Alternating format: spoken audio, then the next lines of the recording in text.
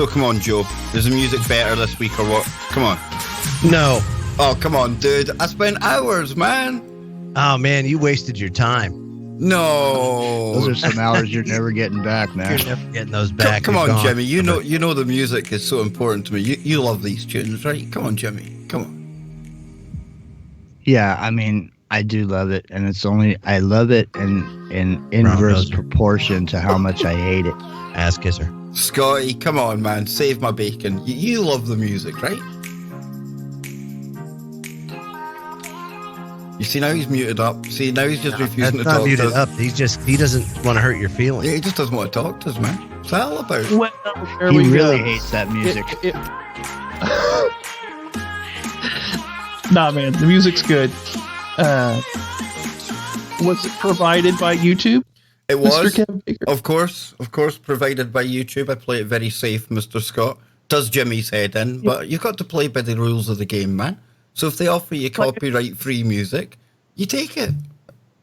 Yes, exactly. Like I said, very slick. And, Very slick, Mr. Baker. Unlike Jimmy, he likes to play copyright roulette, as I call it, Joe. He blatantly just has channels so he can, like, bait the algorithm. He's like, how far can I poke the algorithm today? I broadcast live for 45 minutes yesterday, and I probably played 20 tunes, and all I did was play 30 seconds of one wrong song, and the whole thing got banned worldwide. That's all And now it takes. Joe's muted up. Now Joe's muted himself. Look. What's going on, Joe? He's not muted. He's just in silent awe of You my. see, 1 minute before the stream, Joe Joseph decides now's a good time to start playing my webcam. And now his audience. That's right. No, There I'm he just is. keeping my comments to myself. Why is that, Joe? We like it when you share your comments. No, because the music's awful. Oh, come on, man. Come on. I It blame, was like I know. I just keep Techno expecting. Chipmunk. What's that all about, I dude? blame Unirach in the chat room. She's the one that gave me the link to that brilliant library of music that I always find the best of, you know? I keep expecting some sort of anime made up Japanese woman to be doing some sort of a dance. You see, during why that. does it always have to descend into some middle-aged woman doing a dance for you, Jimmy? I didn't say Already? middle age. I said Japanese. You meant but it. I You should meant be it. middle age for Right, sure. Before, Japanese before food. we get going, gents, before we use this stream to whack people about the face like a Russian slap champion, right? We'll get more into that in a minute. Let me remind everyone, YouTube have been really cool. They've given me a membership function, and we just need one more member. Hey, they didn't do that for Jimmy. No, they certainly didn't. One new member, and we can unlock the Popeye emoji. It is the beard emoji, and of course tomorrow will be live bearding. You want that. Yeah, You want that. You definitely want that. So definitely. I don't think I'm a member yet. Are any of you three guys members? Joe Joseph is. He's a proud member. I see a few I'm a members proud in the member. chat room as well. And of course, another way to support the stream, and it costs you absolutely nothing. We use Streamlabs software here, Streamlabs OBS, and there's a link in the description. I think I get something like 10 cents, 50 cents or something for you downloading it. I don't even think you have to use it. So please take advantage of that. And if you can get into streaming, more the merrier. So with that out of the way, and if you do want to support the stream, because it's that time of month for UK YouTubers, there are links in the description. With that said, boys, Russian slapping championships. What the hell is going on? It's a weird festivity slant sport, to say the least. You know, when I look at that kind of atmosphere, it reminds me a lot of like arm wrestling. But this isn't arm wrestling. This is, I mean, it's kind of like slapping each other in the face. This is like, look at the size of this dude. It's crazy. This is a big boy, and this is what they do in Russia for fun. yeah. We're going to watch what happens here. It's inevitable what happens here, but let's take a look at Russian slapping championships. Жена не обидится, если скинешь кольцо. Здесь можно. Oh, you ready? Oh. I don't know. Would you rather get slapped or punched? Hang on, it's coming. It's coming again. Будет продолжать. Вот это монстр. Oh! Oh. You see, there's something just not See? right about that. But that, I mean, like that guy was totally outmatched. Yeah. Wow. I mean, one slap and he was like, "Doi," you know, Look at the size of these boys, man. and they're slapping each other. This is like some serious stuff. I mean, people say, you know, there's some like, it's a waste of time being into sports and shit like that. Well, there's sports and there's sports. And then there's sports. And this is one of those sports, right? Look at this, man. Yeah, I'll shake hands. I'm gonna slap the shit out. Let's strip to the waist.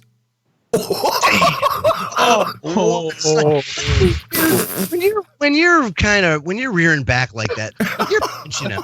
It doesn't matter if it's closed fist or not. I mean, you're basically clubbing the guy. Hey, I wonder if it's fair game when you shaking his hand with the one hand. If you could smack him in the face with your other hand. At the same No, time. I reckon there's probably. Just kind of jerk him in and. I reckon there's some strict rules to this, but it looks like we're going for round 2 here. We'll see how round 2 goes with this one. Oh, that's Okay. a big boy. Whoa. Oh boy. Oh, I don't think it's going to end well for the little guy. We may have an upset here. Who knows? Let's see. Hope the little guy gets to go first. Damn. It looks like he's rearing back. Oh. Yeah, you pissed me off. You had one shot, Oh. son. One shot. He's quivering. He's Look quivering. at this guy. I'm about to knock you out, wee man. And he's like, yeah, that felt pretty good. Okay. God, blimey. Look at him laughing.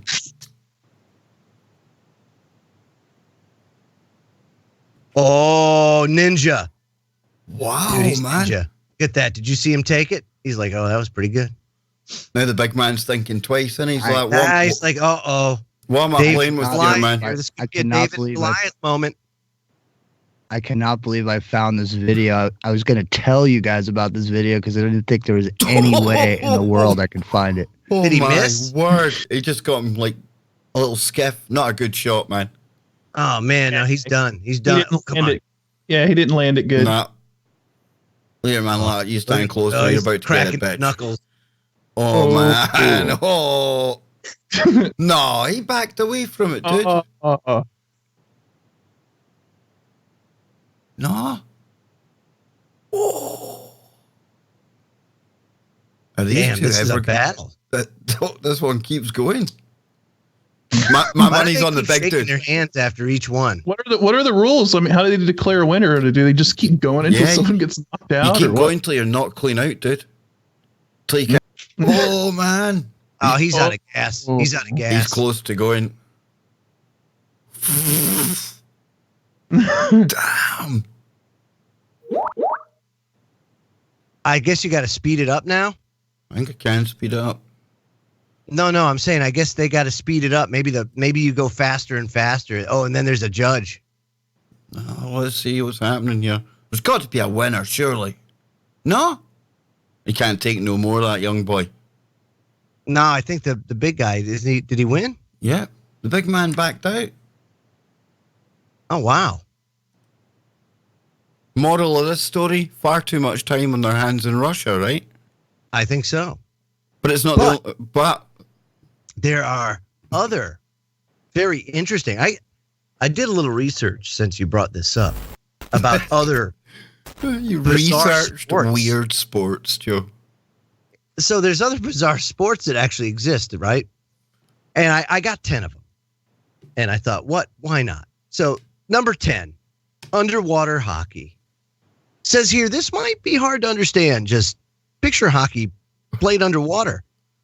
Well, just like field hockey, the objective is to use a stick or a paddle to hit the puck or ball into the opponent's goal. But because it's underwater, the sport is aptly named octopush. Joe, I've got one thing to say to that, Yeah. I think. What's that? It's not even Anytime. plain. It's not plain. That's typical, isn't it? See? Number 9. Serious? There Yeah, you there go, he man. is. There you go. There he is. Bosa ball. Bosa ball. That's right. It originated in Spain. And it's based on volleyball. And Bosa ball's rules are similar to it, but there's a trampoline involved. And players either jump and either kick or hit the ball over the net into the opponent's area. And they do it on a bouncy trampoline. So it's volleyball on a trampoline. No, Kind of weird. kind of weird. Yeah. Number 8, wife carrying. Oh, I've seen this before. This is quite big, actually, in some places in England. Yeah, it says one of the strangest and most bizarre sports in the world, wife carrying has its root in Finland, where the men carry their wives through obstacle courses in the shortest time. The funny thing is that most of the women are just as capable of carrying their husbands. And the winning husband wins his wife's weight in beer. There you go, So, man. There it is. that- There they are. They're going for it. Look. See, Wow. there's people lobbing water, all sorts. You can Oh, you'd be up man. for some of that, Well, dude. yeah, because it's like an obstacle course, right? It's like a triathlon with a human on your back, man. And her head's like right by his ass. So, like, what if he's got gas that day or something while he's running? Get that. Her head's right there. Not good.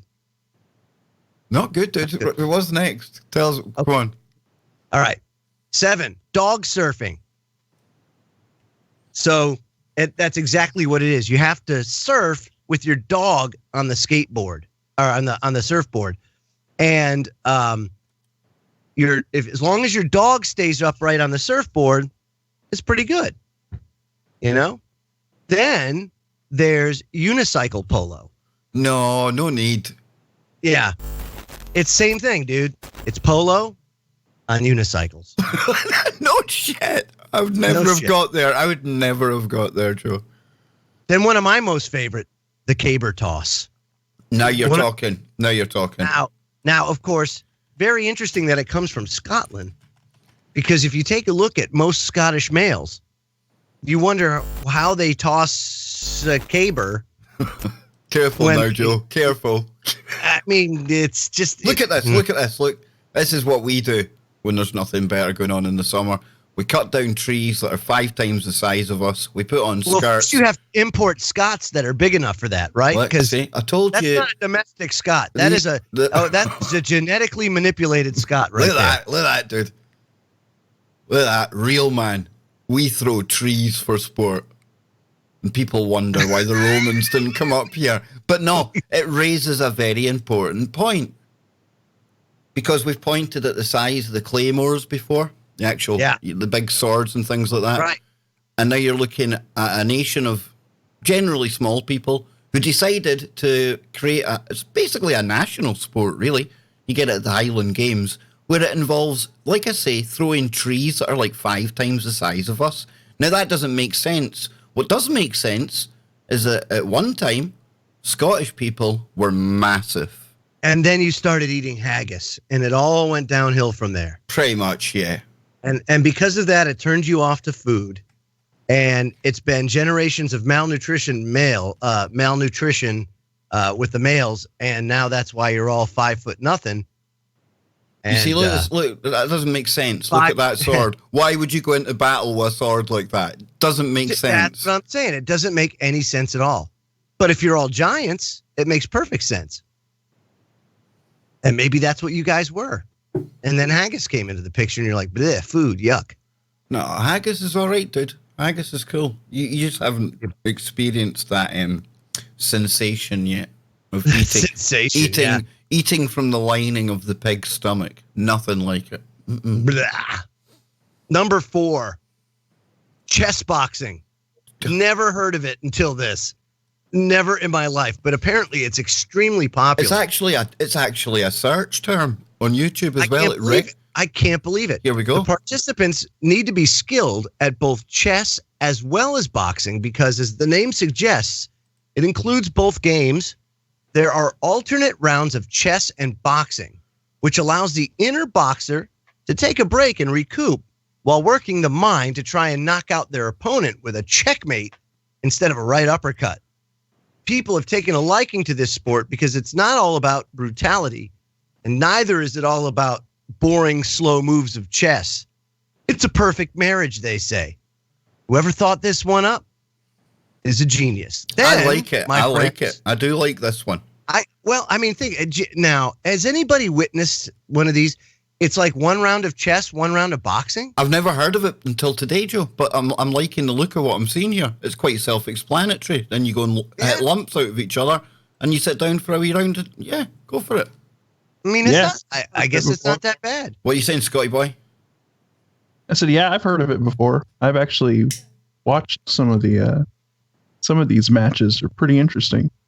And there's like a whole different element of strategy to it because you can have a guy, they were talking like one competitor had a better chess game than his boxing game, but the other guy had a better boxing game than his chess game. So they had to work out a strategy, like each one had to think about, okay, well, maybe I should try to knock him out before I play chess because I'm not that good of a chess player, maybe as he is, while the other guy's thinking, okay, maybe I need to make better moves at chess and knock him out because I'm not as good as of a fighter. It's just a weird way of strategizing that's very interesting about it.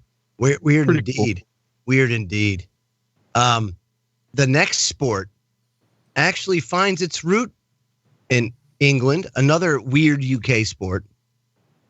Cheese rolling. Oh, yes. Never heard of it. Oh, this is quite hilarious. Never heard of There it. you go. But apparently, this has been around Look for at this, a Joe. Look at very this. long time. Look at these absolute head cases. Look. That's what I'm saying. I can't believe it. Like, what's the reason? The sport. Look at them all. Way. The idea, you have to catch it? Yep. Is that what you're doing? Yeah. You got to catch the cheese? You're basically trying to get to the bottom as quick as you can, like the cheese. And the thing is it's impossible because of physics, Yeah. so nobody's ever going to catch it, but they're always going to be right behind That it, boy in the Get yellow. him, dude. Like, look at that.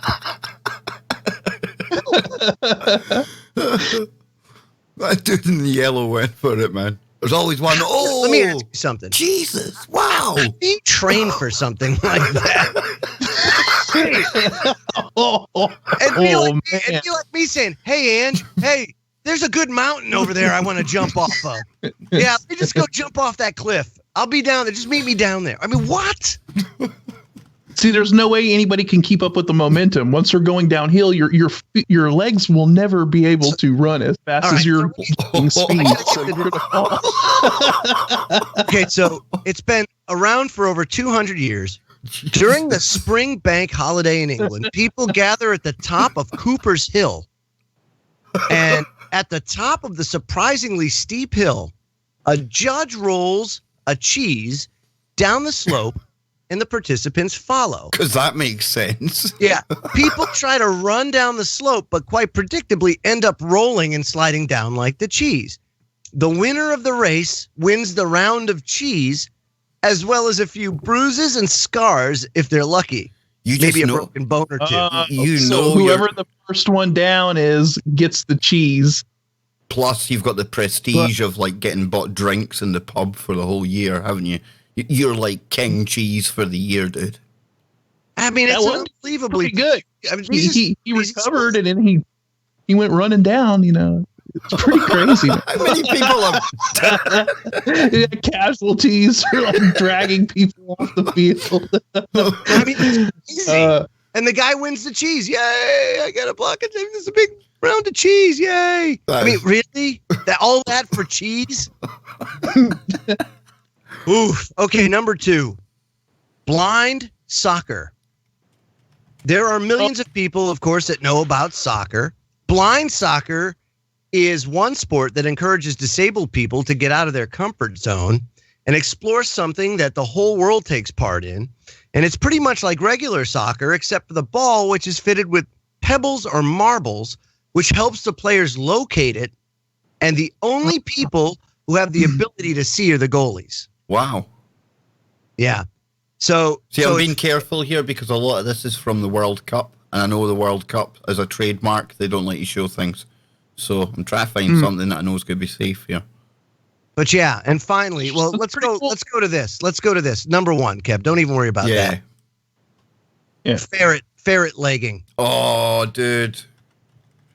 There you go. It's an actual sport, and all over the place. It's a sport to show off the man within, but could change the manly part in a couple of minutes. The idea is to tie the pants at the ankles so that there's no escape route. Oh, look at and those then drop things, man. 2 ferrets into the pants. Oh, he's got elasticated bottoms on, ready for it. The person with the longest time wins. Sounds ridiculous. Look at this guy eager to get it in there. He's far ready too to rock keen. and roll with it, man. Yeah, man. A man named Reg Miller holds the world record for this it's really an out of this world sport. 5 hours and 30 minutes in the year 1981. No, 5 hours and 30 minutes. this He was guy's able to enjoying handle it. 2 ferrets in their pants. You see, the ferret looks more worried than the dude playing this game. Wouldn't you? That's always a worry. Yeah. What But is- very interesting there. 10 bizarre sports. What the hell is going on? How did I end up in this dude's pants? How did we end up here, Joe? That's amazing. Who knew? Who knew? Who knew, eh? Oh, The curious case of ferret legging. So there's my 10 sports. There's my 10 The sports. curious case of ferret legging. Falling under the category of what could go wrong is the sport of ferret legging. Simple in its design, although painful to master, the sport simply requires a man, a pair of baggy trousers, and 2 live ferrets. Isn't that a bit sexist? Just a man. You know? Yeah. Can't we have everyone playing it? I'm just saying, in this day and age, got to be Where's inclusive. PETA? Drug Where's or PETA drunk. in all this? After the match begins, the contestants stand in front of the judges, and the last man standing, they're pretty much always men, wins. Note here that the ferrets must have a full set of claws and You ain't putting anything down my pants that's got a set of teeth like that, Joe. Oh, yeah? Oh, apparently you can't do ferret legging then because that's part of the rules. No, I'm out.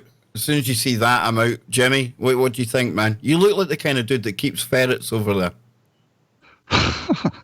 I've had ferrets in the past. You I must see, say. that Yeah, doesn't see, we knew surprise it. me. See? Not. I mean, they weren't my pets. I was dating a chick. You were They dating a have ferret. ferret. I was dating a chick that kept ferrets. And Any You chick know. that keeps ferrets or snakes, not good. that's the first clue that you're in a bad relationship, man. Trust me. There's on that one. levels of crazy. There's like AOC crazy. That's good crazy. Then there's ferrets and snake crazy. Let's get out of there in a taxi. ASAP. I hear you. Yeah. That was a great list, Joe. I Well, was sitting here and I was over in the chat. The chat is going crazy at the Kev Baker channel right now. I don't know why. How we ended up here. really. We don't know, People but are it's swinging. hilarious. People are swinging from the rafters over there. But listen, that was a great list. But there was a few sports, Joe, that didn't make that list. Okay. What sports didn't make that list?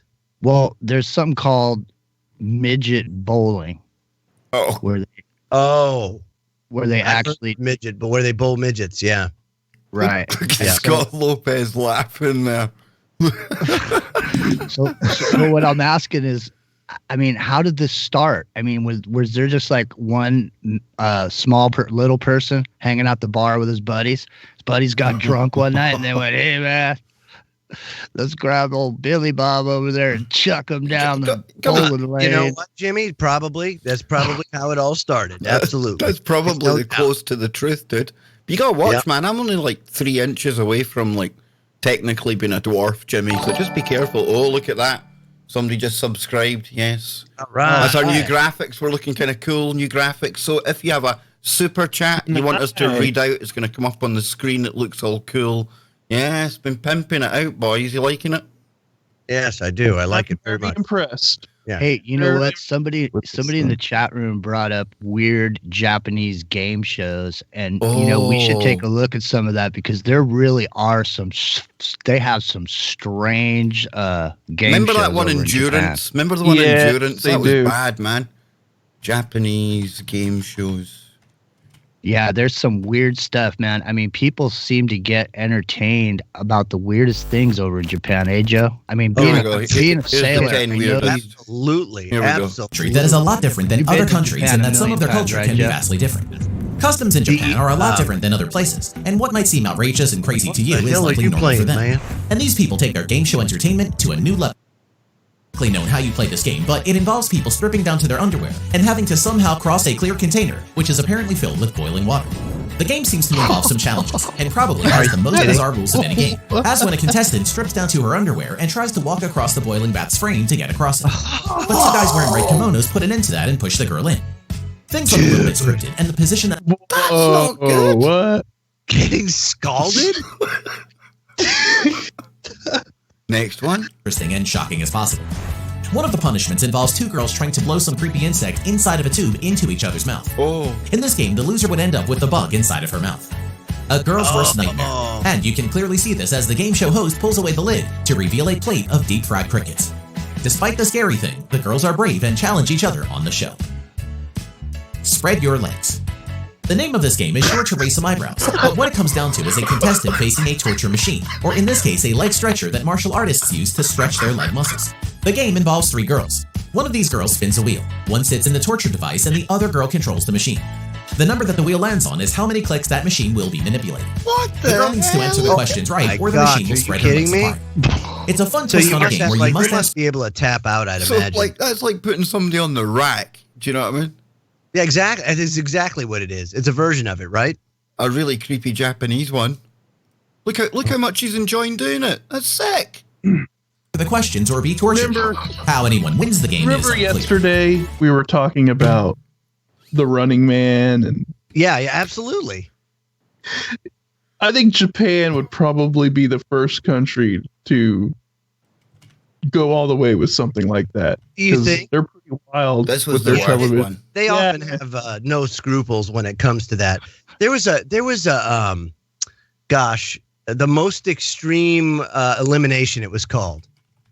Yeah, That it's most had to extreme be- elimination challenge.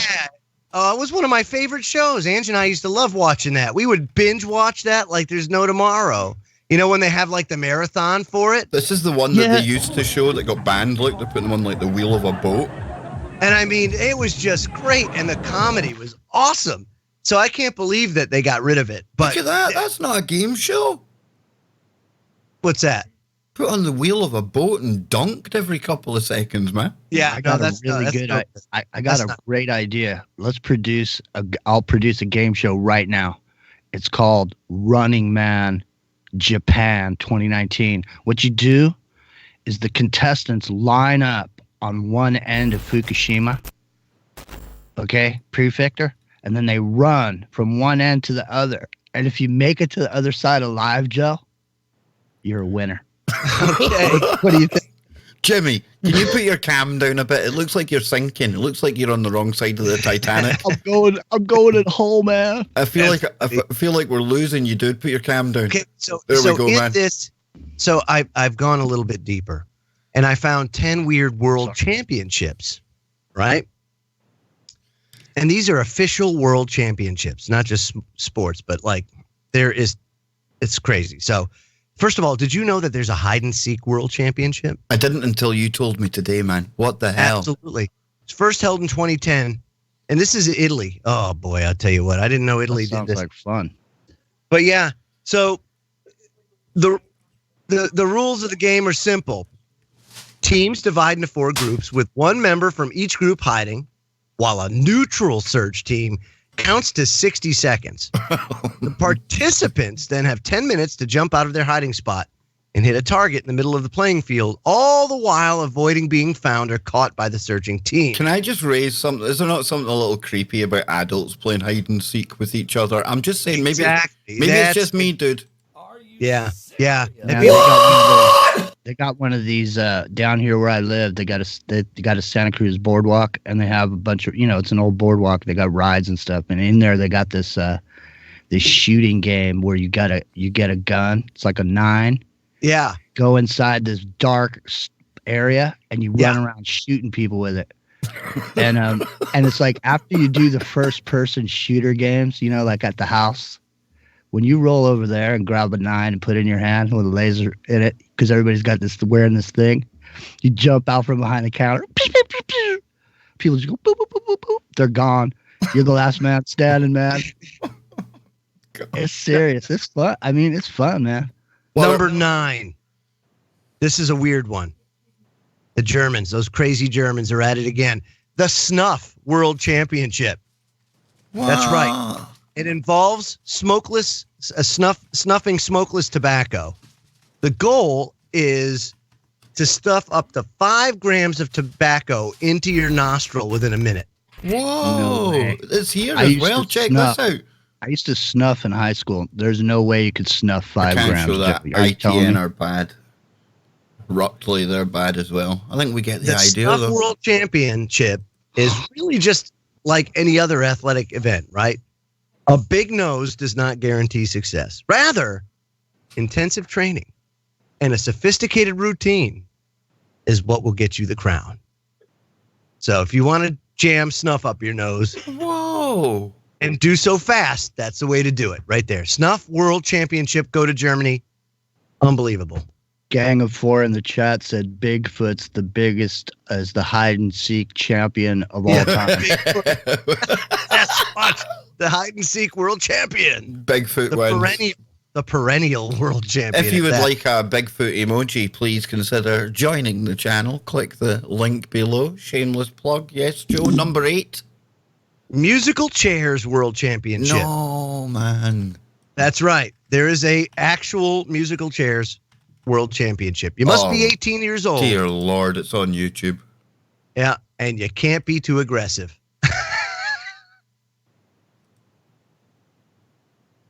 No. I'll tell you what, man. Some of these games that you're mentioning in this, Hang on, Jimmy. Let's see. Walk away with $10,000. So grab a seat if you can find one. Let's have some fun. Rules and regulations and like Lots of Wow, ads. look at all the chairs, dude. dads make people What are they look at me, there and for a then week and a when music half? stops, 7 seconds to find a chair. That's 7 seconds in between when you gotta find a chair. What's going through your head? It's pretty hard stuff, and you're looking around, everything, you can't find it, and you're just ready to turn around and go home, but find a chair right there. That's the 3 guys who couldn't afford a console when they were younger, isn't it? That's why they're like resorting to musical. They're resorting to the old-fashioned games. Dear me, man. Next, Joe. I can't take musical chairs as a serious sport, dude. Come on. it's Your sex musical world chairs is, championship. isn't musical chairs a lot like life, Joe? Yeah. From a metaphorical perspective. Next. Yeah. The Air Sex World Championship. Air in New sex? York. Of course, of all places, New York City. Now, it's crazy. No nudities allowed, and everything is simulated. And it's like a gymnastics. It's crazy. So it's like air guitar? Air guitar, same difference. Number 6. This is crazy. The World Nose Championship. And it's just that. It's a championship for noses. No, we have to see this, dude. Yeah. World There's strict nose. rules. And those strict rules are that only those noses which are at least 4 centimeters wide and 6 centimeters long, 5 centimeters for women, will make it into the actual competition. Oh, look at that nose. That's a nose, man. Yeah. The winner is the person with the largest nose when the length and the width are added together. Now, participants who are not entirely happy with their noses resort to dubious enlargement measures, such as snorting snuff tobacco. Can I point So out come this to find out is sport number 9, the Snuff World Championship, actually leads you. It is a gateway Gateway to the Championship. World Nose Championship. Can I point out that this is taking place in Germany, where they were really quite keen on measuring your nose and doing eugenics and shit in the past? Yeah, that's crazy. The Bizarre Championship is hosted by the Langenbrook Nose Club, which was founded by hop growers in 1961. So there you go. Look at him, man. He is the proud owner of a championship-winning nose, isn't he? Look Look at the at blower that. on that thing, man.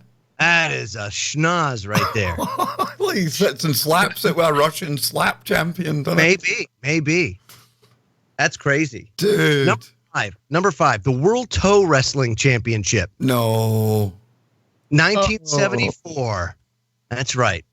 A group of friends were just sitting around the ye old Royal Oak Inn in Staffordshire, lamenting the fact that the UK didn't produce a world champion for anything. But drinking pints must be good inspiration, because they came up with the toe wrestling championship. No, this is for people with feet fetish and things like that. And this is like a weird kind of like kink. This ain't right. It's crazy. Yeah. Exactly. They were just playing footsie, and they're like, "All right, we need to take this to the next level." Oh, that's so, good. You know, you see these sports, right? And all of this stuff, and you wonder, like, how in the hell do people come up with this stuff?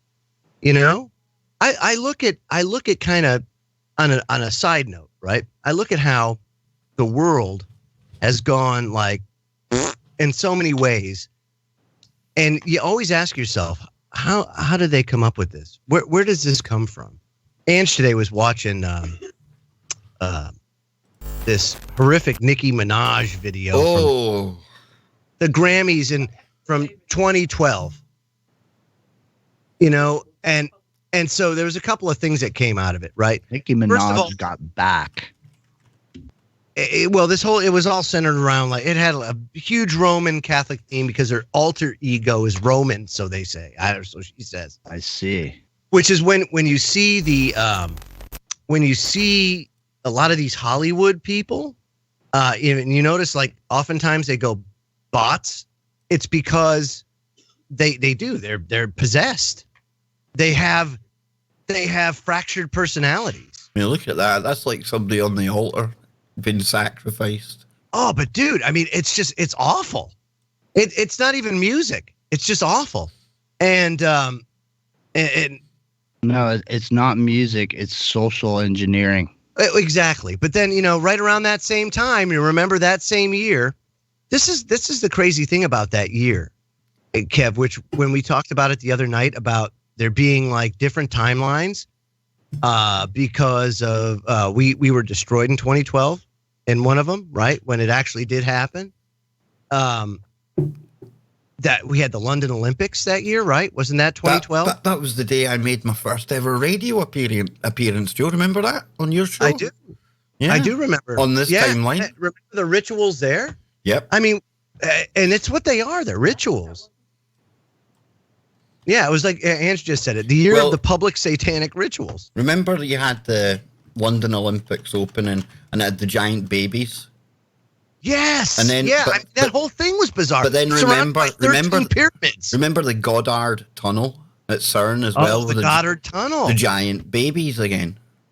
I think I'll bet you it was. If we look, I bet you that happened in 2012. That had to have, because that was such a all of that year. symbolic. Yeah, all of that symbology and all of those ceremonies and all of that stuff all happened around the exact same kind of like time period within that like 2012 time frame. Mm-hmm. You know, it was really weird. It was like really out in the open as far as their ceremonies, their Olympic ceremonies, their Super Bowl halftime shows, the stuff they were doing on their award 2 years shows. ago, It was all very. 2 years ago, you had the CERN one. Ange just said, since we're talking about sports, that's how she said it. She said, she goes, you know, now they're calling the greatest of all time. They're using the acronym GOAT. Look at that. Which yeah. It was never really a term used. You know, there was always the greatest of all time, but you never heard this acronym GOAT. I mean, let us stay at that. You know, and if you think about it, look at that. Look at that. That's That's at the CERN tunnel, and people wonder why we call it stargates and things. Oh man, dude, that had to be the most whacked ceremony I've ever seen in my entire life, dude. Well, it's like a sniper getting into position, you know? Like he's got the ghillie suit on. It's like a ghillie suit, but it's not. It's an alien. But it's not. It's a demon. And then look at that.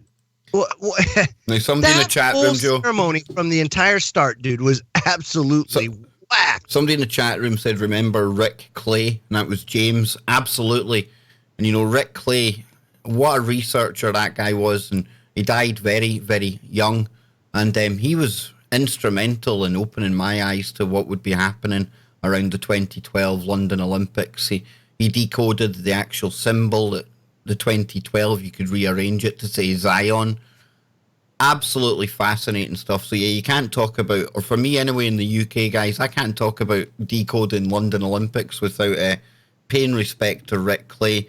There was some mystery surrounding his, because he was young at his death, but There always is when conspiracy theorists pass away. There's always some kind of mystery behind it, Jimmy. So I kind of left that alone. But the research that guy done, still out there. You can hear his interviews on Red Ice Radio. Really interesting stuff, man. Yeah, I like, there was a dude by the name of David Flynn that I really liked that died off. He had some good research. There's a guy by the name of Colin Wilson no one really ever talks about that's really good. We should some point get into it. Not now, because I mean you'd have to check him out. He's got a, he's a writer. Wrote a book called The Outsider, and but he goes into quite a bit of stuff about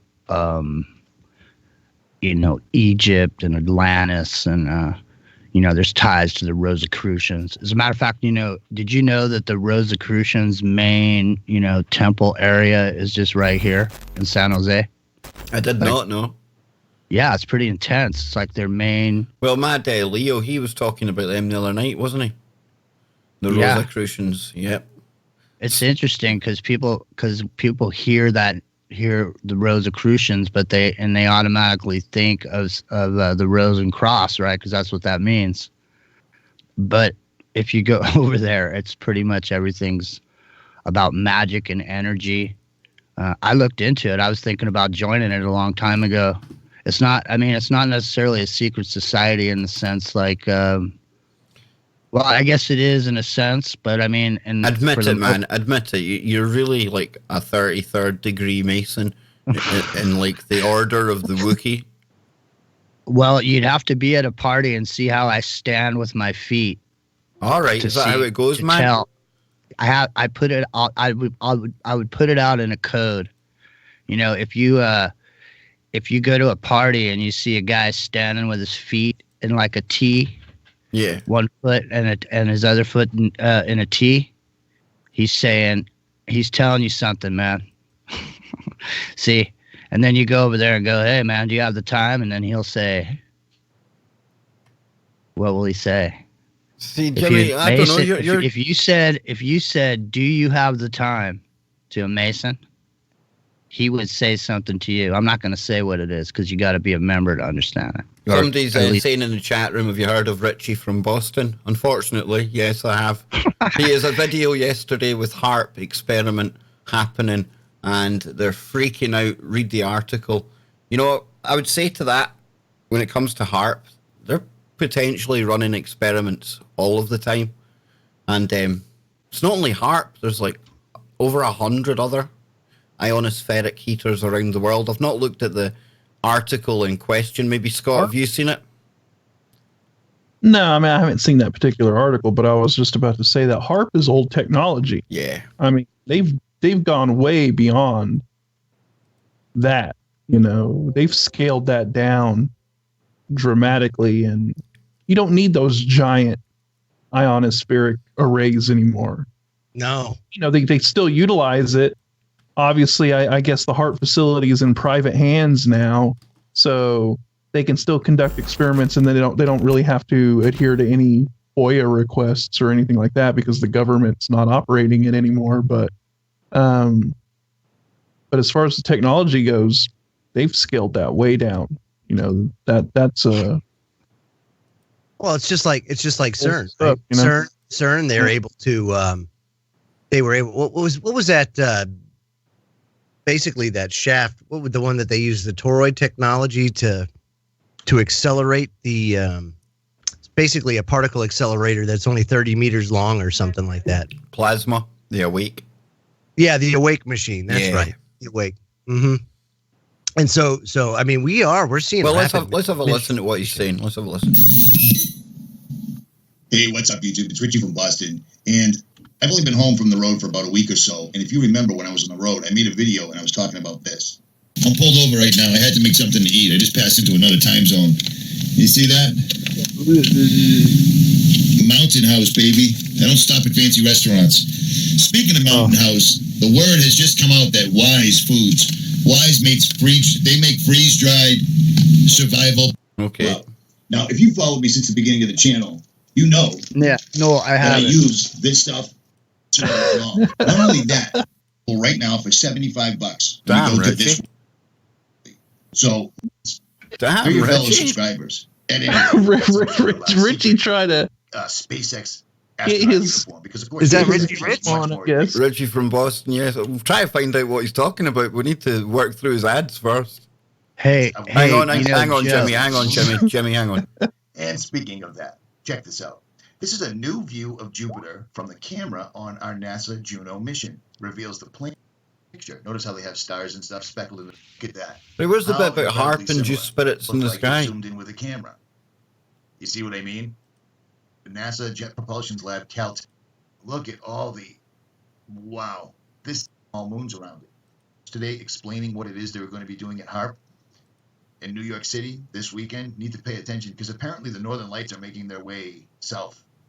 Now, do you recall a video I put up yesterday explaining what it is they were going to be doing at HARP?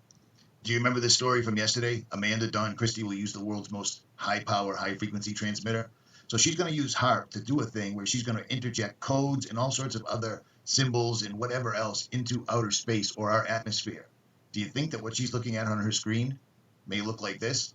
Do you even have any idea what this stuff is? Because we have no clue whatsoever at all. You know who told us what all this was? These guys. Oh, come on. It's the Aurora Borealis, Richie. You know, Come on. just because Are you NASA told are you you something. serious? I mean, It's quite didn't interesting you that just that's say- quite interesting that check that's going to be sending things like signals up via But Skype. when Did Well, we I not guess- just say yesterday that there was a solar storm coming in or whatever? And it's like, oh, wait a minute. I know there's a solar storm coming in, so I'll just say HARP's gonna make some Aurora Borealises happen someplace. But You know, when- yeah, makes sense. But when did NASA define what the Aurora Borealis is? I mean, people have seen the Aurora Borealis for thousands of years. Oh, basically since the Earth has existed. Well, it So, says I mean- here, Concordia transmission artist Amanda Dawn Christie will use the world's most capable high-power, high-frequency transmitter HARP in Alaska to send art around the world and into outer space using slow scan TV. It says in the shadow of Mount Sanford, surrounded by the Alaskan wilderness, blah blah. On this remote site, scientists use a unique tool called the ionospheric research instrument to create radio-induced aurora, also known as airglow. But it's never been used by a Canadian artist to transmit art until now. The IRI's human-made Northern Lights inspired interdisciplinary artist Amanda Dawn Christie to create Ghosts in the Airglow, an upcoming transmission art project that will use the IRI to play with the luminal boundaries of outer space. And just this last bit, she says here, I was so fascinated by these airglow experiments and the relationship between the ionosphere and radio comms, I felt compelled to create artwork specific to the site and its history. So that's going to be happening March 25th until the 28th. That's quite interesting, actually. It is pretty interesting. You know, there's going to be a lot of talk of blue beam, Scott. People are going to be shouting blue beam. I was just about to Oh say, my goodness! you Yeah. know, Yeah. you know, it Kev, brings you're up a lot of Kev's the blue quick draw stuff. McGraw. Well, Quick draw McGraw. He Yep. was on it. You don't think, though, guys, when you're reading stories now, you have to think 3 or 4 moves down the road. What's going to be the Yeah. response to this? Because the story's Exactly. there. You got to look forward, project, and it's quite easy then. You see it all taking place. But, yeah, bit weird. I think need to keep an eye on that one. That's quite interesting. See what kind of results they get back from Well, that. there's no doubt that you can have radio-induced auroras and things like that. I think but it's cool, dude. I think it's cool. I do too. Yeah. See, the thing is though, is like people always forget about half of what happens with this, because it's not just what goes on in the ionosphere. It's a resonance that also can ignite these ley line circuits. You know, I mean, that's what I mean. When they were doing this technology in Alaska, when they were originally putting it together, Billy Hayes has been on your show, Kev. Yeah. With with Alana Freeland. He was up there building that thing. He was in the field with Eastland when they were building the test antennas, you know? Yeah. And, you know, I talked to him too. And he knew the engineer that trained me. He actually knew me. Like, he knew my name from the wireless business or whatever. So it was pretty intense. You know, we actually became friends and stuff, but he's got a lot of issues going on health-wise because of what, kind of stuff he's been exposed to.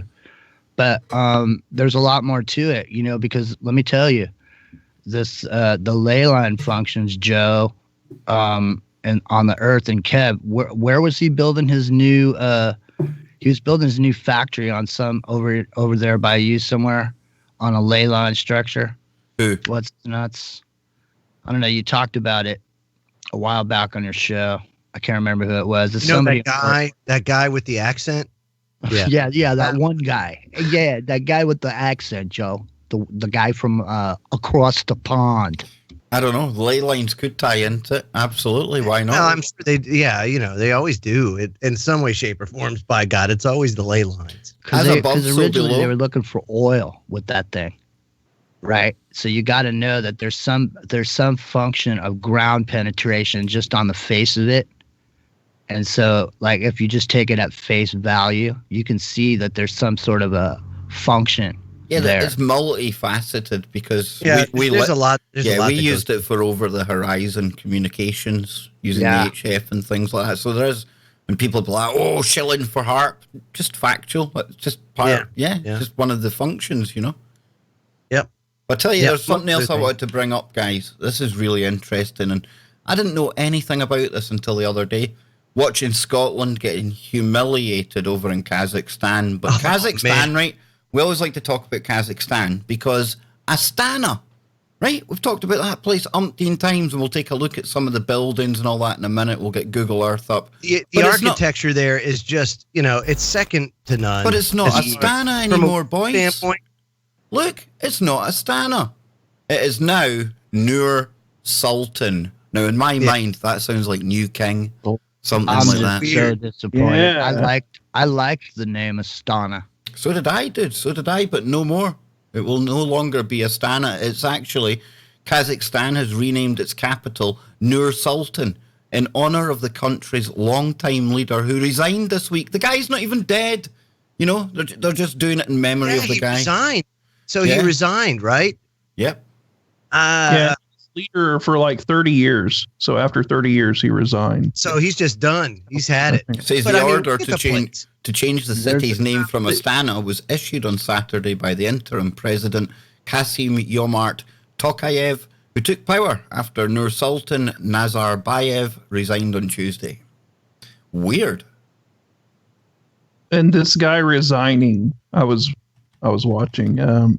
They said he's actually going to have even more influence after stepping down. So it's not like he's losing power or anything like that. He's just like leaving dictator emeritus.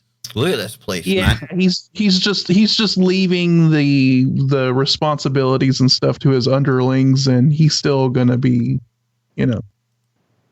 if he says something, they'll listen basically, but he's not like officially the leader anymore. So it's quite open about the fact that the leader's like a proxy.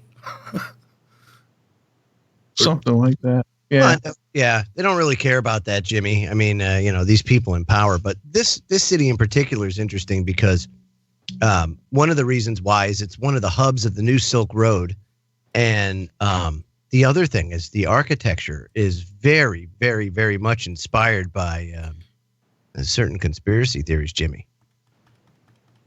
It looks like Fritz Springmeier drew the plans for this place, Jimmy. Yeah, it does, and it's interesting, Joe. I was just going, I'm expressive, in real life, so I move around and stuff when I'm hanging around with you. So I wasn't trying to signal you that I'm.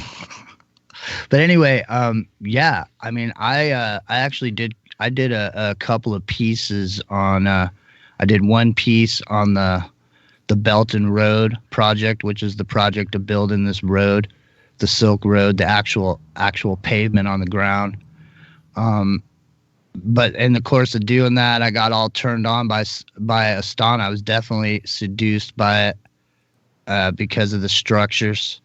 And then when I started looking into it, man, they're actually, they have all these different things. Like they have something that's sort of like the Space Needle up in Yeah. Okay, and it looks down this, the main drag or whatever. Yeah, it's almost like how the Washington Monument sits in Washington, D.C. It's got that same symbology almost, that same feel. Exactly, and it was built like straight out of the dirt. From day one, it was built astronomically, and it was built in a way that the sun was going to track a certain way. It was built in a certain place on the ley line structure. It's built in a way that they're going to build cities of the future because of the way it's positioned and the way the sun tracks. So I got intrigued by it at first by all the iconic structures. And so the first one I got into is there's a pyramid there. And the way it's laid out like an esoteric journey. You start out at the bottom, and as you go up, you're raising your vibration until you go up to the top. But there's a place where there's a plate. It's like at the bottom, Jimmy. It's like a theater house where all us peons exactly. go. Yeah, it's like an opera house. We get entertained there, and then in the roof of that there's a dome, and on the next floor that dome makes an eye-shaped oval table, and then above that layer you've got the enlightened capstone where the world's religious leaders will meet. So you see it all in that one place, and that's what we're looking at there. And that's why I find it really strange that they've made this move to rename it, because his hand, that guy's hand, there's a gold, solid gold. It's like 6 inches thick. Doesn't that look like the Sphinx? Look at the two big paws, and you got the big ball. Mm-mm. There's a solid gold handprint at the top of that Space Needle. And it is that guy's hand fits in it. The guy that's the leader. Everything that was done there, all that building, he combined all the different styles of architecture from around the world. He included everything to make this multicultural sort of giant, Russian, like they used to build stuff in Russia, Joe, giant, everything was big. And everything there is really big. Well, and it was all oil money. Yeah, it was all built around the time of the the $140 a barrel. I don't know about Russia. This looks like something out of a sci-fi movie. Yeah, it does. Yeah, I'll tell you what. With a claw. They had a thing called Astana 2017, and it was a New World Expo. Look, they've got the Death Star. Wow. Wow, that's unbelievable. It's crazy how sci-fi some of that architecture is, in that city. Wow. It's incredible. I'd love to go there. I would love to go there for sure. I don't know, man. That's the kind of place you end up going and you come home one kidney light. I bet you go there and never come back because there's so few people and such a giant place for people to go. It's almost and like... they also say... There's a huge misconception about Kazakhstan because everybody, when they think of Kazakhstan, they think of Borat, right? And they think of it as this backwoods former Soviet country, but that's not the case at all. That is totally not the case at all. Kazakhstan is a very, very rich nation. I'll tell you right now. They're developing at a very rapid rate. And the type of architecture you're seeing in Astana or whatever it's called now, it's like blowing things out of the water. You know what I mean? It's so people need to get that out of their head that Kazakhstan is just this dirt hole place that if you think about it, probably one of the reasons why Scotland lost to them, Kev, is because of the fact they got so much money. No, we're just shit, dude. I'm just saying they can put together an A+ team that can just beat people It's not like there's a third world country. So you got to take a look, you guys. We're just take a look at the videos from what was called Expo 2017. Oh man, that was one heck of a pitch that they put out. I didn't actually see it take place, but I saw the lead up to it. Yeah, you can watch video. Yeah, the lead up to it, and with the concepts of the buildings and how they were going to be constructed and everything. Yeah. I mean, that's the future. A lot of these oil-rich, water-poor countries are going to build these oasis-style cities, like you were talking about the other day. What was the name of that city they're putting in? The new Neom. super city. Neom. Yeah. Neom. Yeah. What about that? I don't know much about that, but it seems like a kind of like it's a sort of an Astana type. It's very much like a Masdar city, which is Dubai's or United Arab Emirates. That's their city, right? Yeah. So that's their big smart city. Here you go. The big smart city for Saudi Arabia. Here you go. And Neom is going to be 33 times the size of New York City. You can look at these ancient hills and see nothing. Or you can see nothing to hold you back. No set ways of thinking, no restrictions, no divisions, no excuses. Why didn't they put any Saudi Arabian drift videos in there? Inspiration. I've got one of them queued up. Room for your biggest ideas. A part of the world set aside for those who want to change the world. A land created to free people from stress. A place where pioneers and thinkers and doers can exchange ideas and get things done. And women get stoned in the street every Saturday for fun. Come to Saudi Arabia, folks. It's the land of milk and honey. And if you don't get stoned on a Sunday, you might die like this. It's on a whole new meaning. Yeah. There you go. Hey.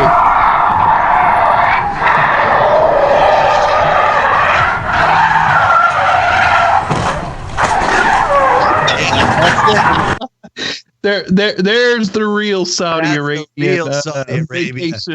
Vacation video for you. There you go. We are so bored. We go out, we drift on the highway. I mean, they line the highway. These people are crazy, man. The highway. People spend it's a social event.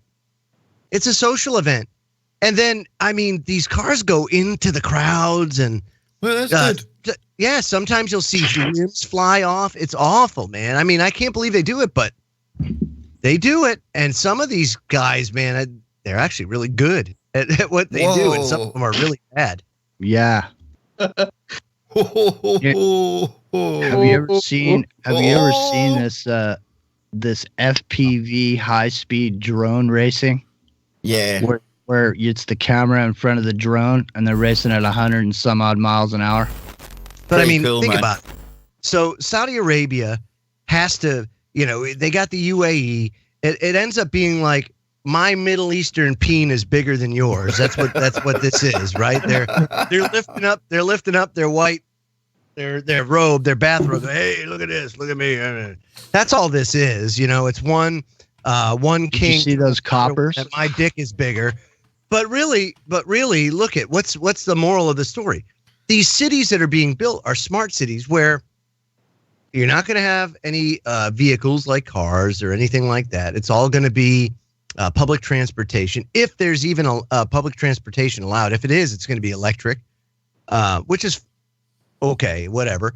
But and then another interesting about it before you go on, another interesting about it is it also seems like it's set up like one of those Aeropolises. Yeah, very much so. Where they surround, where it's international. Because you notice in their little PR video they're saying this is a place where everybody can come and collaborate and meet together, and nobody has to worry about anything, and it's all kumbaya. So basically, it's almost like the rules of Saudi Arabia don't really apply to that city. You know? And why not? Because if it's an international free zone, and let's just say, let's say you get on a plane and you fly over there. Does that mean you don't need a passport? That'd be Can cool. you just go? Just hang out. And maybe that'll be the hook. Maybe the hook is, just come. Hey, Don't worry about it. And then Everybody that needs it, and think about how many people would say, "Whoa, maybe any corporation that wants to set up shop within that city under an international cooperation zone sort of thing, Yeah. you get Google and all of these other companies move in there. And But think about how many people are so fed up with their governments and stuff, and now, okay, yeah, but that's just it's always the grass is always greener on the other side of the fence, and then you get there. it's the trap. It's the honeypot. Yes, it's to get you to. They want you to come in there. Right. Dorito in the chat said Neum's going to be to cover up the mountain where God gave Moses the 10 Commandments. Is that true? Okay, yeah. So that's the thing is they want to build Neom. Now, right in the footprint of this is Mount Sinai, the real Mount Sinai. So talk about taking something. And by the way, you can go ahead and look at the footage out there on this stuff because it's for Rizzle. At the bottom of this thing, it's first of all, it's fenced off by the Saudi Arabian government. They will shoot you if you go over that fence.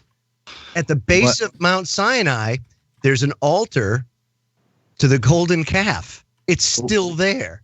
Oh man, you mean we can't collaborate on the altar of the golden calf? The golden calf. So isn't that interesting that it's still there? And so they want to build their epic smart city by raising Mount Sinai, where God gave the 10 Commandments to Moses. And you think there's not going to be any blowback? I'm just thinking that there's probably a little blowback. There blowback. it is there, Joe. I take it this is it here, right? They were going to start that's doing it. that That's right the one. as Dude, the rock that Moses split in two and the water came out. It's there with the water damage on it and of flaking going up the rock. Joe's getting It's ready. unbelievable. Joe's going to burst a blood vessel, man. Holy Don't do moly! it. It's just crazy. they'll do it simultaneously with the third temple and the Dome of the Rock. That's some weird looking rocks, so they're quite out of place. There's something weird about them. Something's going on with them, man. So isn't it interesting that you just see, and it's not just this, it's across the world, the destruction of artifacts and sites and people that have direct ties to the ancient world, and how they're so hell-bent on reinventing the world in their own image. Well, and just look at how many artifacts were destroyed by ISIS, right? Right. In I mean, Syria. if that video's legit, and I'd say that it is. I'd say it is. There were some of them that they were destroying that were clearly fakes, like intentional fakes that they knew that if somebody tried to steal it, then they wouldn't have the real one. But there were other sites that were like out in the middle of the desert, and like in Syria, you had villages speaking Aramaic still, and they slaughtered them all. And really Syria in the Middle East was the last bastion of tolerance, if you will, where you had people of all beliefs and cultures that kind of They share Damascus temples, is a dude. melting pot. Yeah, they share temples. Do you know what I mean? Sure. Yeah.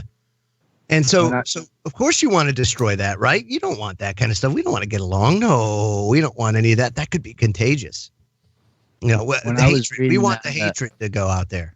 When I was reading the Emerald Tablets for the first time, and there's that part about where he says he cowed the people with his knowledge of magic science. I immediately thought of that movie, the 10 Commandments, the one that we see every year, comes on at Easter time or whatever, with Charlton Heston, where he goes up the mountain, then he comes down, and his hair is all gray, and he's got this beard, and he's got a staff or whatever.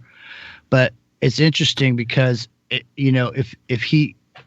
matches up exactly with what Thoth said he did when he came down, and said, hey, he displayed his knowledge of magic science, and maybe that's what he was doing when he blasted that rock. I'll tell you this, back in the days of Hangar 18, I can't remember what the drinking game was, or the certain word that was said because it was said so often. But I think a new drinking game should be anytime the Jimmy says emerald tablets of both, we have to, something has to give. I mean, there's got to be something. Oh, you dirty dog. Because I'll tell you what, man, I believe the drinking game word was logical fallacy. That's right, logical fallacy from logical fallacy. Yeah. Well, I'll tell you what, we're gonna have some drunks. Now that's it. That is your term, dude. We're gonna have some drunks in the chat. I'll tell you serious. that. It's like, okay, guys, I was just making chicken casserole the other day. And Jimmy's like, wait, because you see, the emerald tablets of Thoth, they also put great importance on the chicken casserole. By God, just say it. You're funny, man. Joe, Whoa, wow, what was that? Hey, Yeah. Joe, I love you, man. Of course. Even when you do like the surf, dude. My name is Jimmy. My name's Jimmy. Gang of Four put that in there. I mean, you can't. Hey, you know what? Hey, do you guys mind? I don't want to be a punk, but what I want to say is, I got to plug something because by all means, go ahead. My show got moved from Thursdays at 8 to now Saturday nights at 9 Pacific till midnight Pacific. So that'd be, I guess, midnight in the East Coast. And so I'm on the spot. So I'm just going to go live tonight just because, it's Saturday night. I got nowhere to go, got no dates. So I'm just going to hang tonight and just go on the air. You're welcome to join me, Joe, anytime, but I know it's late for you and you got to get up because you got responsibilities and all. That'd be what happens. I know. But yeah, definitely. Hey, support the Gymster. If you can, hey, stop by. You never know what's going to happen either. You never know what's going to happen with old Jimmy. But I tell you, if you look deep into the Emerald Tablets, they will tell you what's going to happen on Jimmy's show tonight. Maybe I'll do a dramatic reading of the Emerald Tablets tonight. I was thinking about doing. I want you to do it in an Indian accent. Exactly. That's hard. I know it's hard. You hear that, Kev? You know what we're doing now? What we're doing? I am seeking. Remember how we used to have a drinking game on Hangar 18 when Popeye would say logical fallacy? Yes. It would be a drinking game. Well, the new drinking game is that when Jimmy says emerald tablets. Yep. Or seductive character or morass. Right. A morass of information. A morass of mediocrity. But I've got something kind of fun that we could have something different for a little minute, right? Yeah. Just something a little different. Hang on now. Need a bit of music. Hang on. They're swinging from the rap. Right, you ready for the chat? Over the time I've known Joe, he's come in many shapes and forms. I have. It's been very crazy. Probably some of them something like this. We've got the Photoshop gallery of shame. There's Jimmy on his Segway, man. We're going to see it's Joe. Very nice. Yes, very nice. There he is. Forget the aliens. It's the Nephilim. Joe Joseph, ladies and gentlemen. Joe Monculus. Oh, that one is always file that one under the disturbing. I think he looks quite cute there. If you're into furries and things, I think I would probably do it for you. Hey, where we go, one we go, Joe. Hey. Q drops. Scott, we've got something funny about that we can talk about soon. No, come on, Joe. Scaring children again. Crazy clown crisis, right? Yeah. Yeah. Oh, Joe, is there something you want to tell us, man? I was Joe doing his audition for Brokeback, and then that's when he got told he wasn't getting the part. That was for the sequel. He just got told, no thanks, Joe. The Noah Act. Double. Yeah, the Noah Act of 2018. Great act, dude. Prepared for the flood. Man Shell. Michael. Bend over, Joe.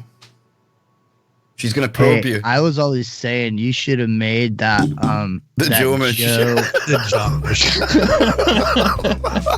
You should have made that one Joe with the chinchilla Joe. That's my personal favorite. Cup. Kim and Jong-un. It's my alter ego. There he is, Kim Jong-un. You've been about, dude. You really have, man. All over the world. Yeah. Oh my God, Kev, you are ruthless with this stuff, man. Father and son. Spitting image. There we go. You just had to do it, didn't you? You do seek it is, yes. Joe, come on, you're loving it. Look at it, man. He's blushing. Look. Oh my God. There's me. Look, I abused me. I make a perfect dwarf out of Game of Thrones. It's hard to tell the difference, dude. Kev Daffy. Always a classic. I like the music. Yeah, it's like elevator music. It's like my robo-porn music. Because we are worth it, Joe. That's when L'Oreal sponsored your show, wasn't it? That's right, yeah. I'm telling you, you got to print these on coffee cups.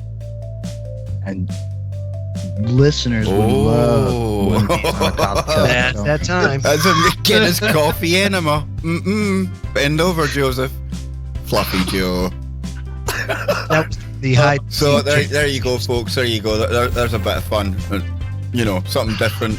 Hey, on a serious note, they made a discovery in the Nile, which I thought was pretty interesting.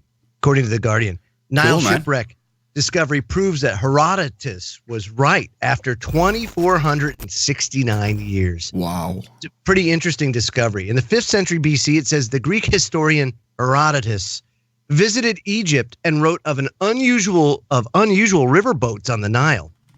23 lines of his Historia, the ancient world's first great narrative history, are devoted to the intricate description of the construction of what he calls barrus. And now for centuries, scholars have argued over his account because there was no archaeological evidence that suggested that these ships ever existed. But now there is. They found it fabulously preserved in the waters around the sunken port city of Thonis Heraklion. And the ships were built in 450 BC. So long time that these things have been down, and they're like almost, I mean, when I say like level of preservation is unbelievable. So here's another situation, right? And this kind of goes for science, it goes for history, where you've had like historians and people like Herodotus, Josephus, that have written about these accounts that and people just poo-poo it like these people were high as hell and got nothing better to do, let me write about this boat that doesn't exist on stone tablets and stuff, or like in the case of Josephus, let me write about the Second Temple and how the Temple Mount really wasn't the Temple Mount, how it's like Fortress Antonia and all this. That image there, Joe, that's pretty conclusive there, dude. Yeah. So, I mean, it's just unbelievable how in denial people are that, oh, yeah, this stuff actually exists. Is it denial or is it just an acceptance of a system that was put in place by those that would love the archaeology, the architecture of Astana? And, is it part of like that control? And are they pissed that it's actually being given up? I don't know, but I can tell you that the historic record is pretty damn solid still. Everything is hidden in plain sight, basically. And, like, for example, down in South America, you've got elongated skulls that aren't human DNA, and everybody's questioning the existence of life outside of humans. We've got evidence. It's here. What's the big deal? I don't understand why we can't get it through our heads. Why this is a big surprise for everybody. Oh, Herodotus was right. Yeah. Well, Joe, this brings up another kind of ancient thing. We spoke about it before, but it's good we can look at it now. It's this Eye of Africa, and there's been like a a contender for the site of Atlantis. I like this. And I first seen it on a YouTube channel called Brightside. I'll bring that up in a moment.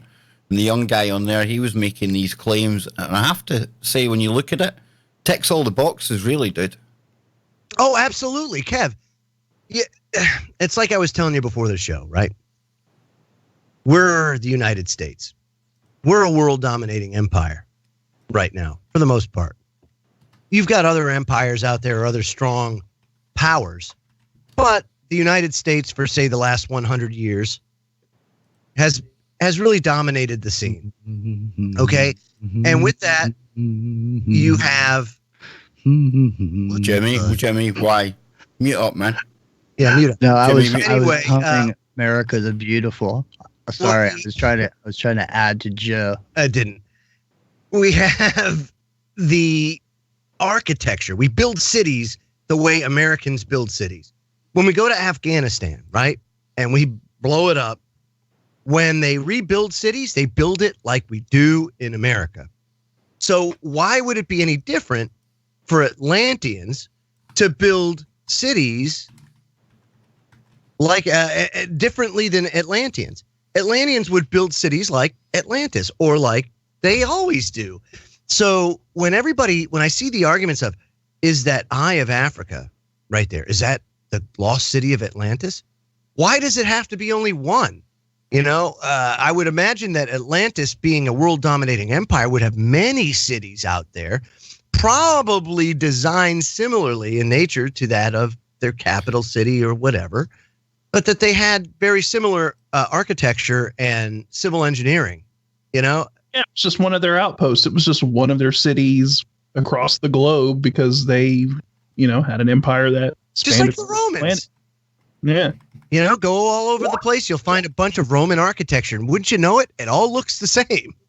That is one interesting structure, though, isn't it? It is amazing. That's something else. You can picture when it was closer to the sea as well, Different sea levels, Jimmy, in that. It's a good one. Well, it's interesting, Joe, is that when I was researching the Emerald Tablets of Thoth, have a drink. Did he seduce you, Jimmy? Though, no, it's interesting. It ties into what you're saying because Thoth is called Thoth the Atlantine. He came from Atlantis. So when I was looking into him, what I found was that there was a structure that was similar to what we would consider today the secret societies. Only everybody in the whole civilization had to go through it at a certain age. You started at a certain point. You were brought in as an apprentice. You worked your way through the initiatory process. Once you got to a certain point, you'll see this also represented in Egypt when the young man would have his ponytail cut off. He was no longer a boy, and at that point he'd become a man. And it was the same thing with the Atlanteans. They would go through the initiatory process, just like you would see with the Masonic orders. We can use them as sort of an example. You come in, you're an initiate, you work your way up, you become, a master. And so when you become a master, then now you're graduated into being able to make decisions in society and go in any direction. You learn magic science. You learn all these different things while you're going through this process.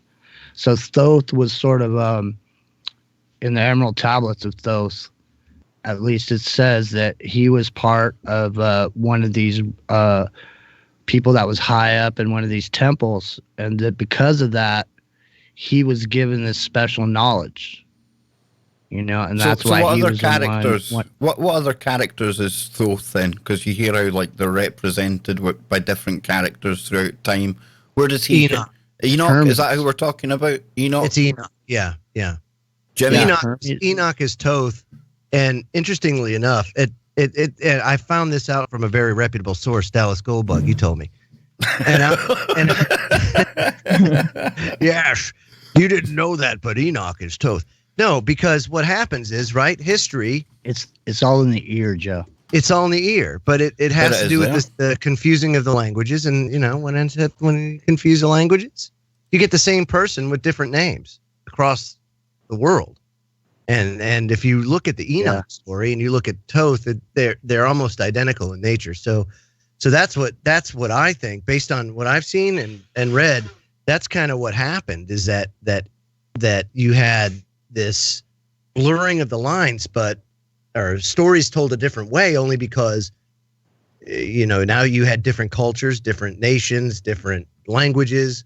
It's going to be told differently, and also world travel wasn't like it is now. So if you knew about something known as Atlantis near you, you would think that that's the only Atlantis, because you're not jet setting around the world over to different continents to find out that there's other Atlantis type places too. So, if you have people writing about something called Atlantis, and you can't find the one they're looking for, maybe it's not the one they're talking about. Well, that's a good point, because Buzz in the chat room says when you look at the fact that there are pyramids everywhere, you would think that maybe Atlantis, when found, will be among some of the most elaborate pyramids. That would make sense.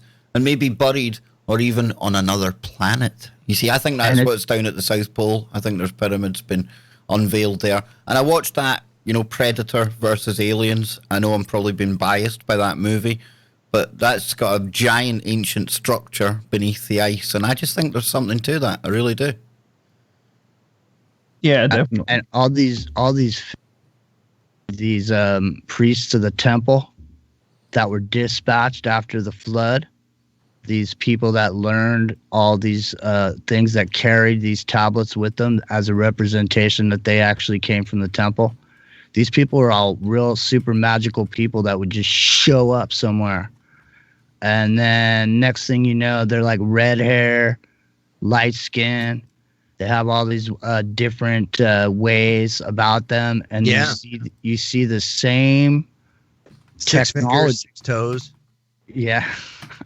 Well, Double it's dentition. It's interesting when you look at the Aztecs and you look at some of the lore from over here about, some of the people. I forget, honestly, I got so much information jammed in my head. I just cannot think of, I'm trying to think of the name of the guy that was their Jesus Christ figure that disappeared. Interestingly enough, the giants and these beings were such a problem for the Native Americans here in the United States that when they held up their hand and said how, they were doing that to see how many fingers they had. That's how they greeted you, because they wanted to know whether or not, sometimes you couldn't tell the difference. So they had to hold up their hand. Yeah. Yeah. I mean, that's how, it's interesting when you look at the history of some of these things that we just hear and we mimic, or we do, Fee, fi, we don't know fo, what, fum. really? I smell the blood of an We weren't Englishman. taught that. Bee. That's so much more interesting than what we're taught about. And basically, my education of that was like reruns of the Lone Ranger. That was about it. Can't beat some Lone Ranger, Joe. Cowboys and Indians movies, and boy, the Pilgrims and the Indians got together and had the first Thanksgiving, and that was about all you get in the American school system. Now it's Lone Ranger on Brokeback Mountain now.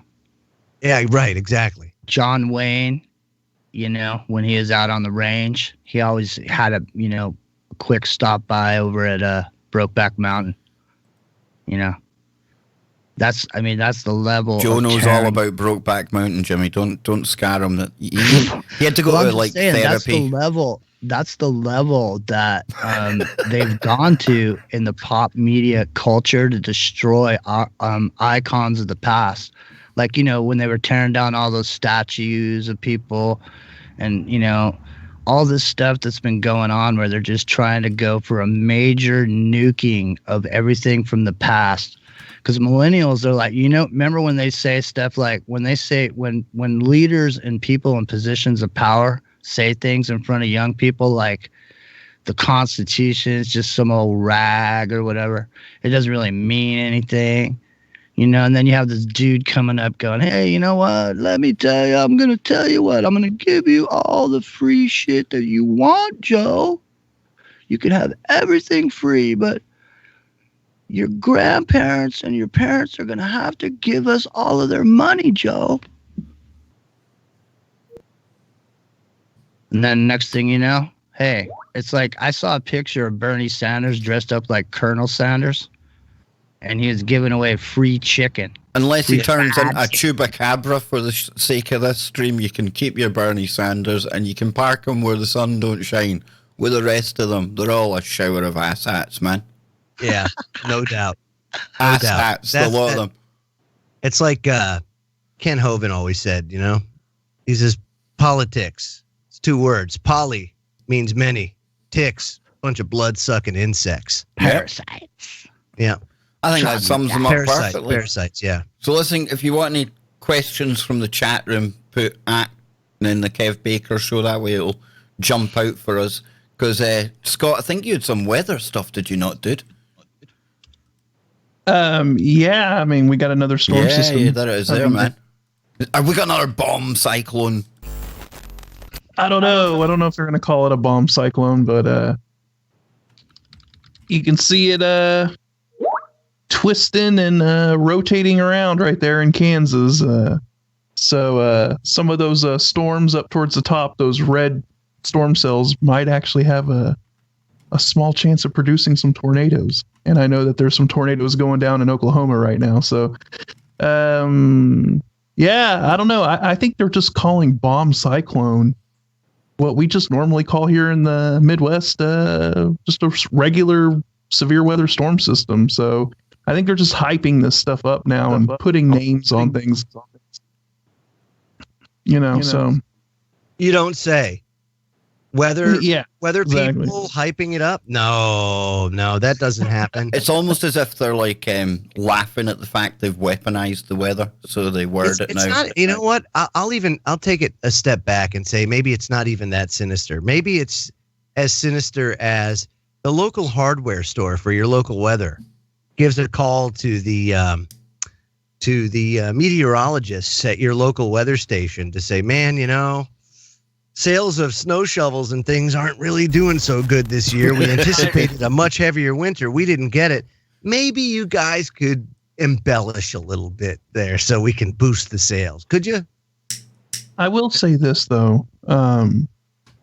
The weathermen here in the Midwest are cut from a different cloth than I would say the weathermen are in any other area of the country, because I don't know. It seems like they have to have more of an awareness, especially when there's tornadoes happening. Like, they really have to know their shit. I'd have to imagine those storms.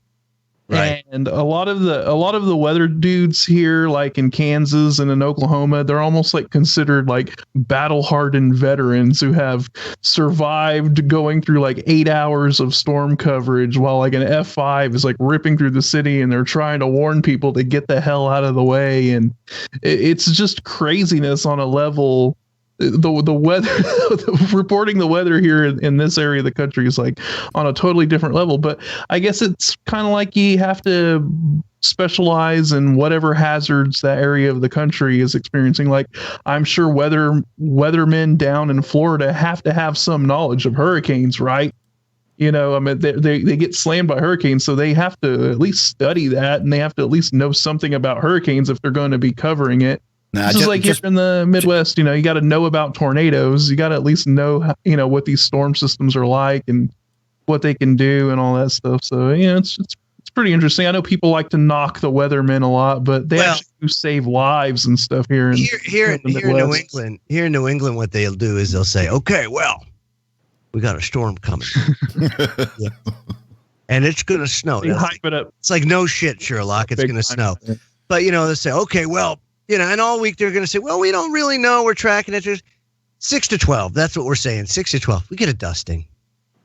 You know, it tracked a little farther north. You know, and they can get away with it. Because it's the best.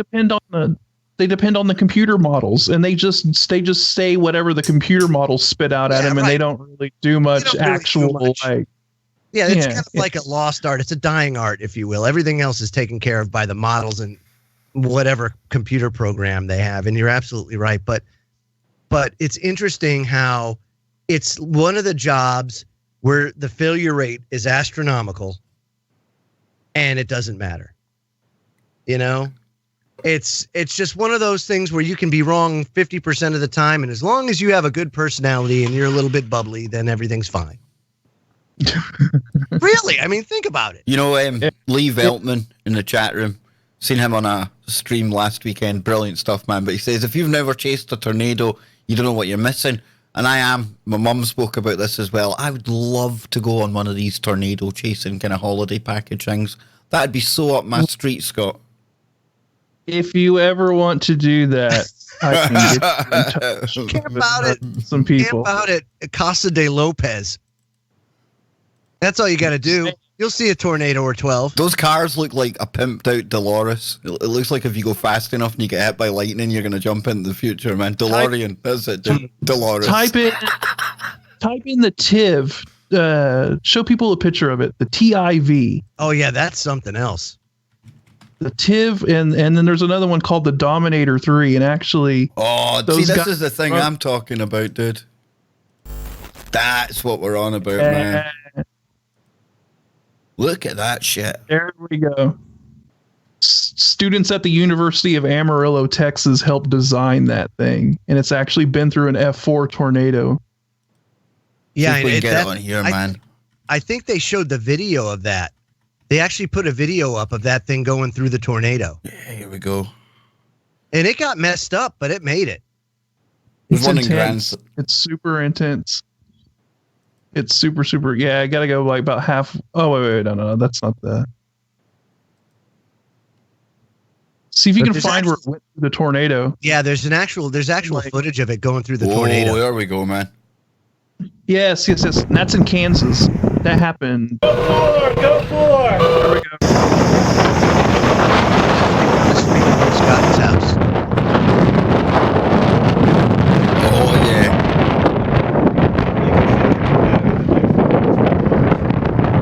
Yeah, it's much. Oh, yeah, man.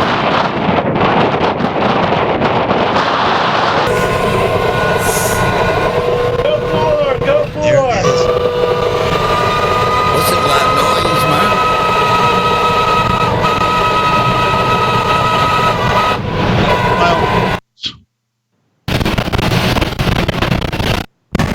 Whoa. Yeah, he's in it. He's in it, dude. That's when you want to be smoking a big fat guy in it. Just sitting there. There's debris that is flying so fast in the tornado that you'll actually see it hit the window and it creates a spark. There's so much velocity with whatever's flying around it. If you look at some pictures of tornado damage, there's sometimes where drinking straws are put through telephone poles. I've seen tornado damage. Unbelievable damage. Yeah, I've seen tornado damage firsthand. It's absolutely insane. Yeah, look at that, man.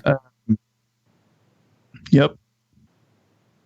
Damn. Yep, I've seen wheat straw through car doors. Yeah, like how does that happen? You know? Look at that, dude. Like, it's got to be going so fast. So fast. When the F5 tornado hit McConnell Air Force Base in Wichita, my grandpa said that someone's leather flight jacket was driven into a tree. Like it was fused into the wood and they couldn't get it out. Just That's wild. amazing. Nothing to see here with these clouds, boys. Nothing to see here with those clouds. Move along, gents. Move along. You see clouds? Yeah. Waves. I don't see clouds. No. Dang. Aerosol. It really, we moan about the weather over here in the UK. What an absolute cheek we've got to moan about weather when you see some of these images here, boys. Wow. Well, it's Holy hell. interesting because, you talk about just it being gloomy and dreary in Scotland, but look at what Scotty and others that deal with, Tornado Alley. Real weather, dude. I mean, that's wild. That's wild. I don't know. It does get crazy. It's not as I guess it's not as bad as a lot of people make it out to be. I mean, your odds of getting hit by a tornado are pretty slim, but I would say in the greater scheme of things, it is pretty crazy out here. I mean, Well, talking of pretty crazy, the boys. last couple of years have been quiet. So you haven't heard much about it. Yeah, the last year's tornado season was not that bad. No. Like, there really isn't that many tornadoes. But this year, I think, is going to be a lot different.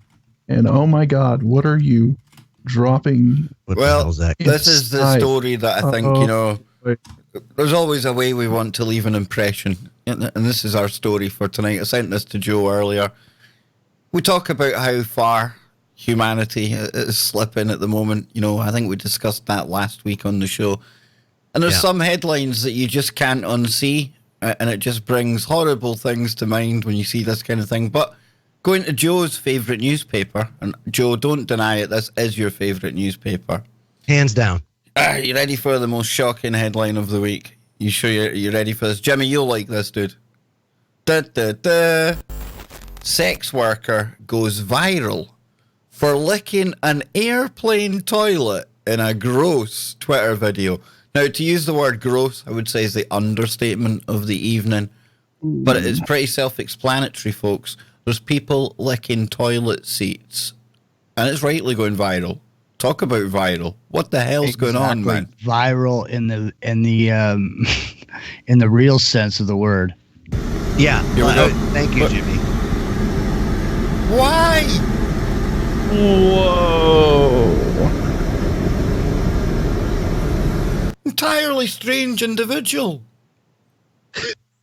Still, I don't get it. Well, it says here an American sex worker. Does that mean somebody paid her to do that? Has stunned the internet by filming themselves licking an airplane toilet. Twitter user Grimiest, aptly named, who calls themselves Grimy, uploaded the shocking video on March the 18th after flying to Barcelona in Spain. They captioned the footage, "I licked a lot of toilets in my day, but this was the first that made my tongue go numb," followed by a series of emojis. Oh. Wow. Yeah. Whoa. To each their own, Kev. To each their own. I do not want to be the unfortunate partner of that person that has to guess that afterwards. No. Do you think when she's older and she's settling down and she's having a family and she thinks back to that time on that plane to Barcelona, do you think she might just regret her actions that day? Yeah, that again is one of those things that it's like we always say, what's been seen can no longer be unseen. Yeah, and I guess her boyfriend was a little bit bummed out after he French kissed her when she came back from the bathroom. It was the first toilet seat to make her tongue go numb. Seriously. I mean, that's how stuff happens, right? You're just some innocent guy, totally love your girlfriend. You don't think anything weird's about her. Every time she's around you, she acts normal, and then all of a sudden she's in the bathroom licking.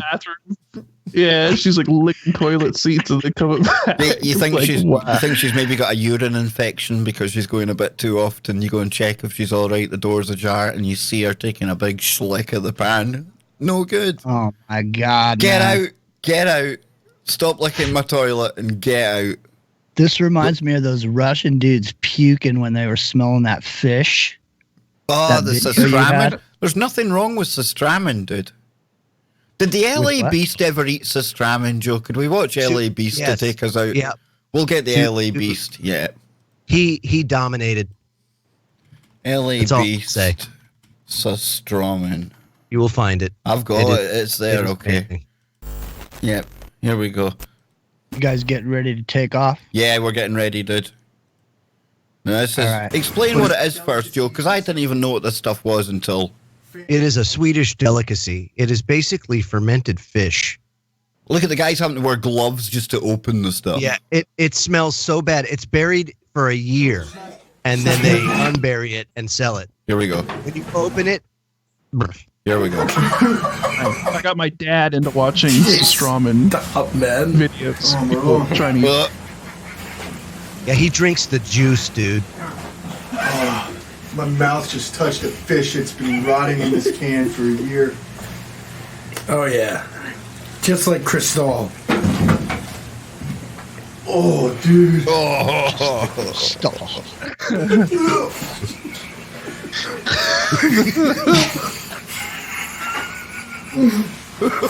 Why? Remember when He still dominates. He dominates, all right.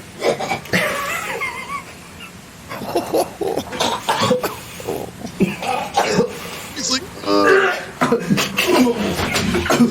Maybe they should start a It smells project. so bad, everybody's gagging around him, and dude, I gotta get this. he's like choking on bones and stuff too. Here he That's goes. the He's other going to problem. finish it on you. Go, Beast. Go, Beast. Maybe they should start a vomiting contest. Come on. The juice isn't coming out as fast as I want it to. I gotta finish this. Oh, look at Joe's face. Oh, oh God. But it's still good. Man, come on. You gotta come up with something better than this for the LA Beast. I challenge you. The hardest part about eating them is the tail. Yeah, it looks, I mean... It's awful. Oh. The guy that I saw had the worst time with that was Ted Barris, the fire-breathing idiot. He had it so bad. Hey, I'm those Russian sitting- dudes were puking when they just smelled it. And I don't sitting retching behind me like she's going to be sick just at I the swear to sight God. of it. It's disgusting, man. Look at that shit. Yeah, we're bad to you, chat room. I know we're bad. What's it say here, Kev? Did you catch the story about space travel can give you space herpes? Is that like... It reactivates it. Is it a mutation of fire herpes? That's a kind of private joke for any uni rockers in there, but no. That is Sistramin, boys. That's bad juju, man. But we're almost out of time, and we're going to be back tomorrow. On you go, Jimmy. Yeah, no, just, hey, Kev, I just wanted to mention my show got moved. I mentioned it earlier. Good man. But my show, yeah, it got moved to Saturday nights at 9 Pacific from 9 to 12. So I got the opportunity. There's my open slot tonight. And so I'm gonna just do a live show off the cuff. Nice, dude. You just live dive it. So Dude, if anybody's around, open up hey, Google, stop right? by. Open up Google and let the algorithm guide you, Jimmy. I will. Look at Joe. Joe's still thinking to himself, "Will I go and have a stramming sandwich?" Oh, that stuff is so bad. Yeah. So Hey bad. Joe, I think you should just you can get the Emerald Tablets of Thoth on Ding, audio. ding.